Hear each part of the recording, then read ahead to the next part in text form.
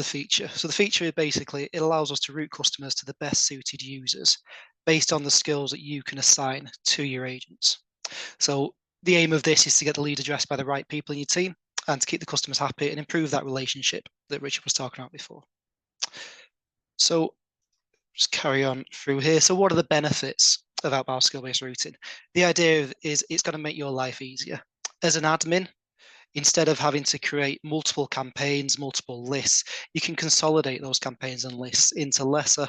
It's easier to build your dashboards and your reporting, so you can see the live stats instead of having to spread it out across several different campaigns. You can consolidate all of that, so it makes your admin time a lot easier.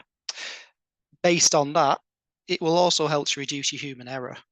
So if you are creating less, you're building less, there is less chance for you to make a mistake, which we all do because we're all human and it happens.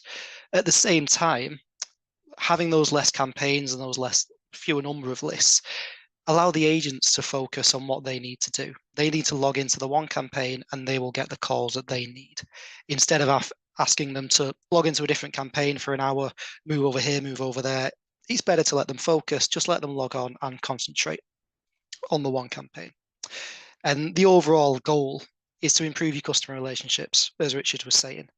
If you're putting through the right people to the right people on the other side, that's going to make your customers happier. And it's also going to let your goals become easier to achieve effectively. As Richard said, it's getting harder to get in touch with people. So when you do get in touch with them, you want to give yourself the strongest start so you can connect the right people to the right places. So a couple of examples of how this could work in kind of a sales environment. You want to connect the customer to the user that has the highest probability of converting the sale. You play into the users, your agent's strengths, to make sure that they're in the best place to make the sale. It's also going to boost your overall team conversion rates as well. In a debt collection environment, there's different approaches, knowledge varies significantly across the base. You want to put the calls through to people who are skilled in negotiation or have the relevant knowledge about the relevant regulations. And again, that's going to improve your goals and your targets. And then another kind of very basic aspect that's kind of across the client base is your new starters. So you've got new starters on the system. You want to expose them to calls, but you don't want to maybe have that affect your revenue targets.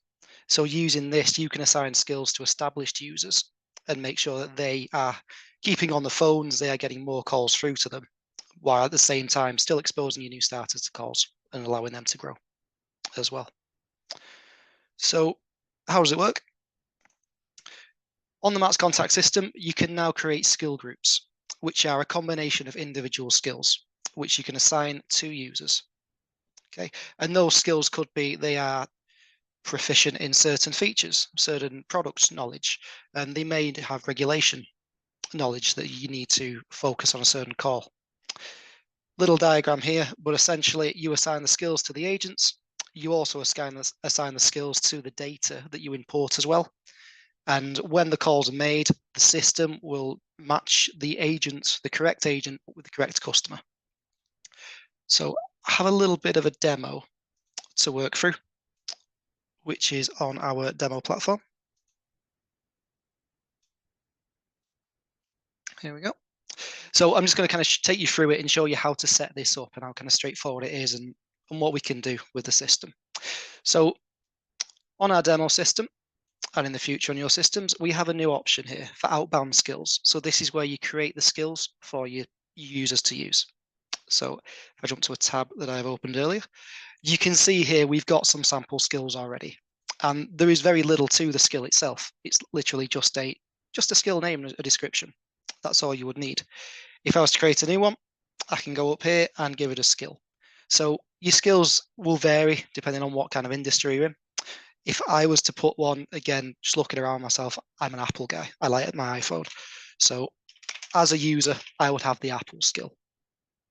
Or as I would tell myself I do. I can then save that, and that will then go as a new skill down here.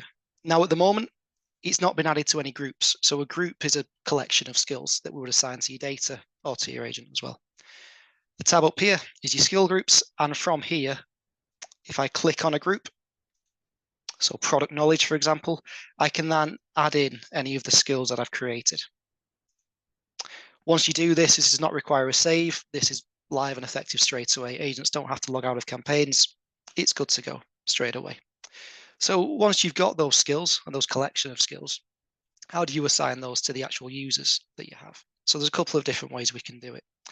The first one is on our user section, where our administrator page, basically, where we create the users on the system. So you can see here we've got multiple users. If I find my user, we have a new tab on here for skills. So this is where you can apply the actual skill to the user itself. Now, you may have also noticed here, we have proficiency levels. So these are skill levels within the skill. So higher is better. That means the higher proficiency level you have, the more skilled you would be in that skill. So this is a way to prioritize users with the same skill. So if we have two users that have the product knowledge skill, one of them may still have more product knowledge. So we can prioritize users in that way. Now, the other way to add skills is through the user plans. Now, you may have noticed on the first page, we have a user plan setting there. The user plan to this date has been used for your capacity on your interaction campaigns. So how many emails, web chats, how many interactions can an agent take at once? It's also set there for dynamic nail-up settings we can set.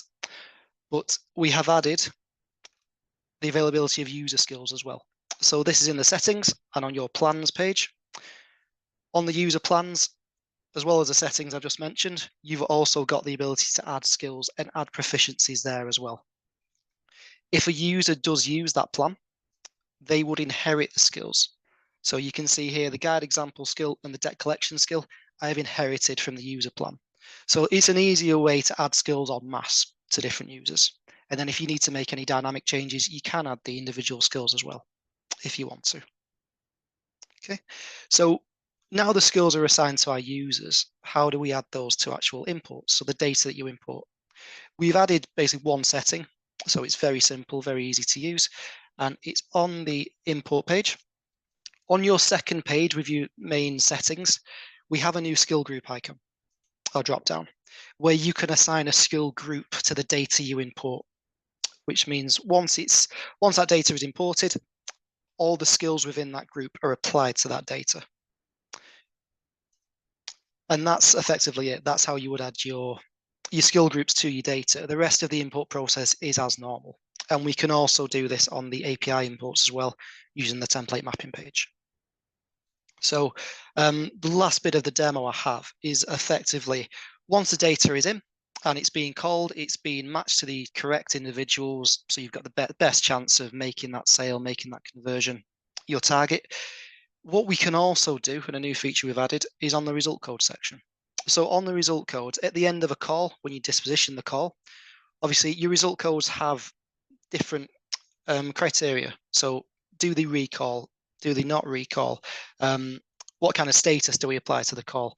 What we've also added is a new skill group icon. So if you want to, you're able to set certain result codes, certain dispositions to change the skill group.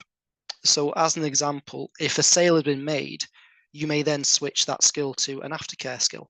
And therefore you want your aftercare users to pick up the next call that's made to the user. So that is effectively what the drop down is there for. If you select none, that would just keep the existing skill groups that we have on that data, and we carry on.